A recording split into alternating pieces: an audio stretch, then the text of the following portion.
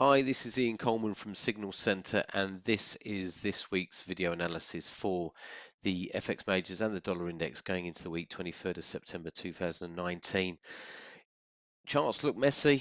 Dollar index is pretty mixed and volatile, and it looks like this is probably going to continue into this week. So we'll break down the different time frames, highlighting what chart formations we're seeing, what bespoke support and resistance levels we have, basically trying to decipher what's going to happen in the days ahead. So starting off with the dollar index, and we're going to go to this chart first. This is the daily chart. So again, mixed volatile trading. You can see just last week's price action. We had 4 days, not quite inside days, but not far off. That's making obviously intraday trading very difficult. We have got an evening star formation that was posted on the 4th of September. That often indicates the top of a trend and the start of a new downward bias, but we've had little in the way of any follow-through selling up to now. This whole formation, and this has basically been made over the last 106 days, looks like an ending wedge pattern that has an eventual bias to break to the downside. If we put an RSI indicator on this chart, we'd see that we're moving very close to the 50% or the 50 line, which basically highlights that we're non-trending at the moment. If we go to a shorter time frame, we're trying to obviously decipher what's going on. Here we can see this mixed volatile trading. The scope for a further corrective move to the upside. So basically, we're looking at this being the first wave to the downside, and then a possible AB equals CD corrective formation higher. The 78.6% fib level is located at 99.05, and we've got an AB equals CD formation target just below there. So scope for buying in the dollar, but when we look at the big picture, we've got that wedge formation, we've got that evening star formation. So really, over the long term, we still want to be selling into dollar gains for the week ahead. So breaking that down into other time frames or other currency pairs, let's just look at the big picture here. So euro dollar, pretty mixed volatile trading. Again, we're looking at this ending wedge pattern that has an eventual bias to break to the upside. We posted a bullish outside candle on the week of 9th of September. That candle often indicates the end of a downward trend and the start of a new upward bias. But last week, we saw quite a decent correction to the downside. We posted an insider army candle that highlights indecision. If we go to the shorter time frame, like I said, we're just trying to decipher what's going on in the major currency pairs. This impulsive move to the upside looks like a double bottom formation. We broke the previous swing high, so that would normally indicate that we should get a sustained rally higher. That's not happened. We've seen this corrective move lower. Looks now to be in a corrective channel formation. We've got trendline support at 109.61.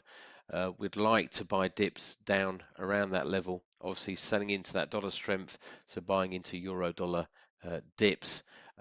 This week we've got bespoke resistance located at 111.30.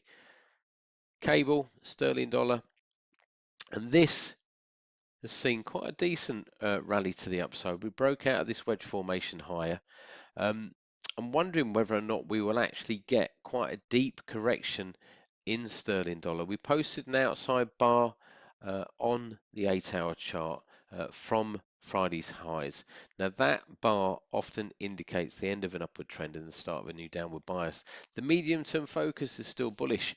We're looking for an eventual rally up to this level here, which is 127.84, and that is the wedge target.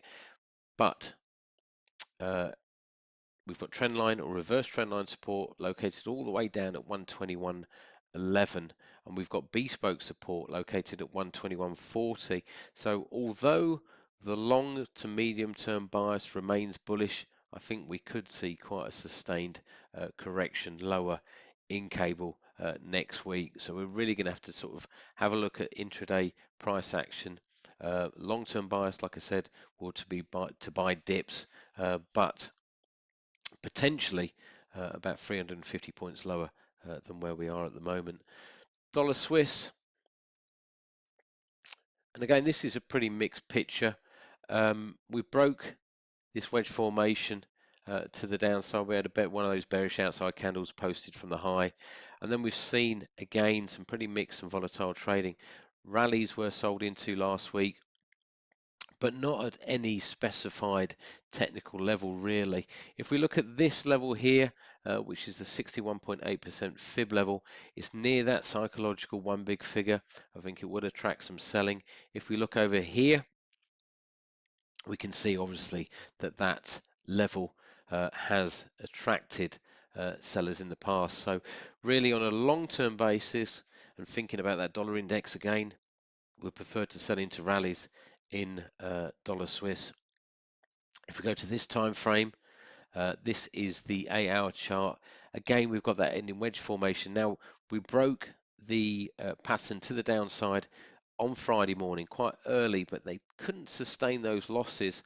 And although we did see rallies also being sold into, I do wonder whether or not we will get a more corrective move higher next week. And that would be the preferred trade, is to sell dollar Swiss rallies around about that one big figure level.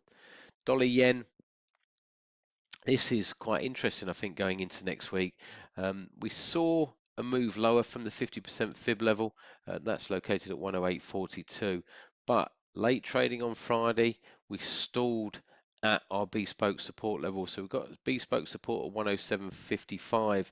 So really want to concentrate on price action early next week to see what this major currency pair is going to do.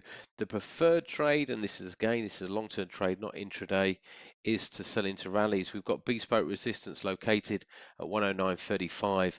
We've got a 61.8% fib retracement level located at 109.36, and that will be our preferred area to get short of dollar yen. Again, just to reiterate, I think this week is going to be really quite tricky with regards to intraday price action. And looking at that dollar index, remember we're just moving sideways at the moment. Dollar CAD is it a head and shoulders pattern, so spikes or rallies continue to get sold into pretty close to 133 the figure. So this potentially is a left shoulder, head, right shoulder from that selling pressure late on Friday. Really needs to see a break of support here, which is around about 132.30 to see a measured move target in dollar CAD around about 131.60. Aussie dollar, again, the 50% fib was quite attractive to sellers. We had a reverse trend line support. We did see a reaction higher from there on Friday, but it was unable to sustain a rally. We've now broken back inside this triangle formation. Next week, the medium-term bias is mixed in Aussie dollar. Next week or early next week, we've got some resistance at 68.12. So flipping the bias basically on Aussie dollar, we prefer to be selling into rallies than to buying into dips at the moment.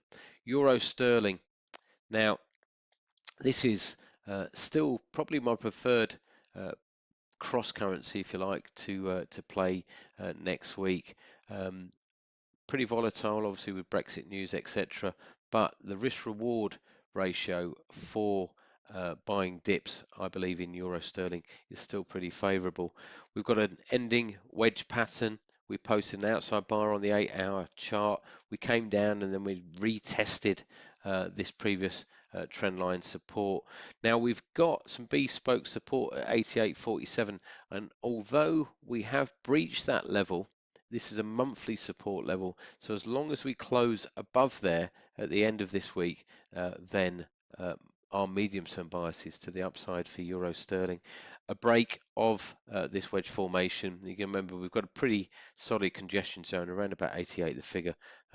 The measured move target is up here at 91.48. So although they're pretty high risk setups, the risk reward ratio for buying dips in euro sterling, I still think it's pretty favorable. Euro yen, and again, pretty mixed volatile trading. Let's just move this chart in a little bit.